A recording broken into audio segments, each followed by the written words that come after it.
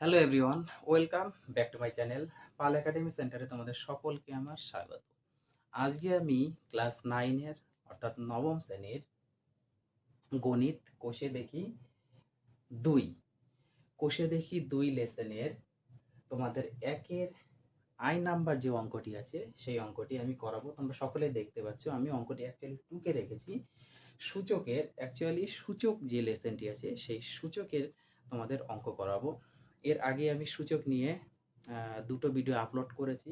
যারা এখনো দেখোনি অবশ্যই দেখে নিবে, কারণ এই সূচকের অঙ্ক করতে গেলে তোমাদের সূচকের কিছু ফর্মুলা আছে, সেই ফর্মুলা আর বেসিকগুলি তোমাদের জানতে হবে। যারা এখনও শেখোনি বা দেখোনি তারা অবশ্যই 1 নাম্বার পার্ট এবং 2 নাম্বার পার্টের ভিডিওগুলি একটু দেখে নেবে, তাহলে এই লেসনের অঙ্কগুলি বুঝতে তোমাদের কারো কোথাও সমস্যা থাকবে না। তোমরা পেজ নাম্বার 27 পেজে দেখতে পাবে যে কোষে দেখি 2 লেখা আছে। সেই 2-এর 1-এর আই নাম্বার অঙ্কটি দেখো কিভাবে করতে হবে সেটি একটু তোমরা বোর্ডে খেয়াল করো। দেওয়া আছে রুটের বাইরে আছে 5 এবং রুটের ভেতরে আছে 8। তার পাওয়ার ব্র্যাকেট বন্ধ করে 5/2 ইন্টু 16-র পাওয়ার আছে -3/2। আমাদের এখান থেকে একটু বুঝতে হবে একটা বিষয়। ধরে নাও রুট, এই যে রুট মানে বা সাপোজ রুটের মধ্যে ধরে নাও কিছু একটা আছে, রুট ওভার এক্স মানে কি এই বিষয়টা বুঝতে হবে। রুট ওভার এক্স এই কথার অর্থ হলো এক্স এর পাওয়ার হাফ। ওকে, এক্স এর পাওয়ার হাফ যদি আমাদের সরাসরি রুটে দেওয়া থাকে তাহলে আমরা লিখতে পারি যে এক্স এর পাওয়ার হাফ। ওকে, এখন যদি এখানে হাফ আমরা কিভাবে লিখলাম এই বিষয়টা একটু খেয়াল করতে হবে। হাফ এইভাবে লিখেছি যে এখানে কিছু নেই মানে আমরা 2 ধরে থাকি, এখানে কিছু নেই মানে আমরা 2 ধরে থাকি, ঠিক আছে। অর্থাৎ রুট কথার অর্থ হলো 1/2 হাফ। এখন এখানে যদি 5 থাকে, তাহলে আমরা কি লিখতাম? এক্স এর পাওয়ার 1/5। যদি এখানে 10 থাকতো তাহলে আমরা লিখতে পারতাম এক্স এর পাওয়ার 1/10। 20 থাকলে 1/20। এইটা হচ্ছে তোমাদের মেন ফ্যাক্ট এই অঙ্কটির। এতটুকু বিষয় তোমাদের একটু বুঝতে হবে, তারপরে অঙ্কটি হয়ে যাবে। ওকে, তাহলে আমরা যেহেতু এখানে রুটের বাইরে 5 আছে, তার মানে আমরা এটা লিখতে পারি যে 8 এর পাওয়ার 1/5।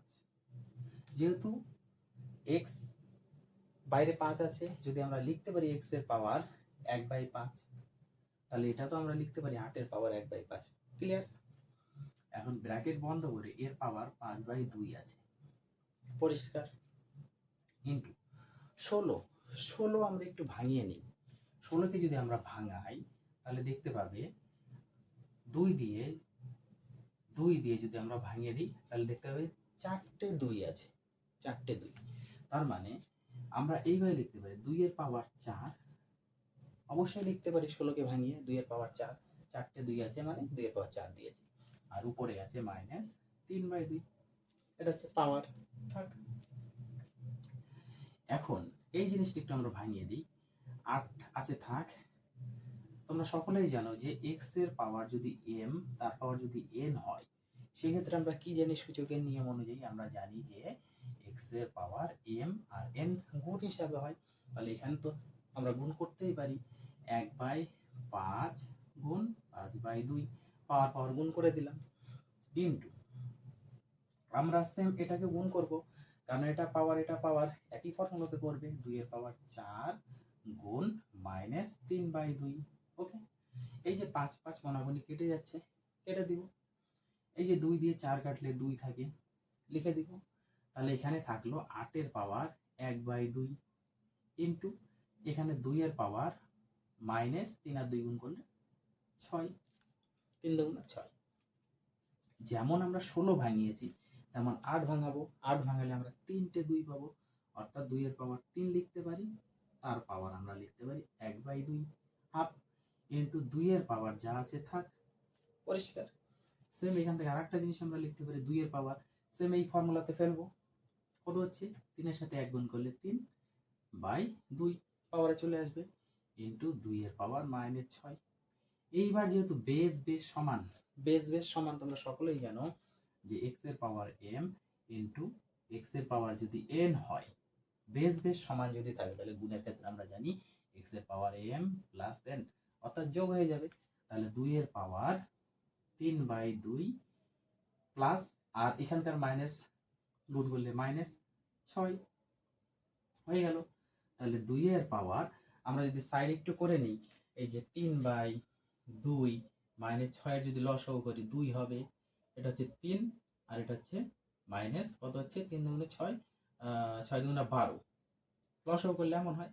তাহলে এটা বিয়োগ করলে আমাদের দাঁড়াচ্ছে -9/2, -9/2। তাহলে এখানেও সেম আমরা লিখতে পারি 2 এর পাওয়ার -9/2। এই হচ্ছে তোমাদের আই নাম্বারের যে অঙ্ক, সেই অঙ্কের অ্যান্সার। আশা করি তোমরা অঙ্কটি বুঝতে পেরেছো।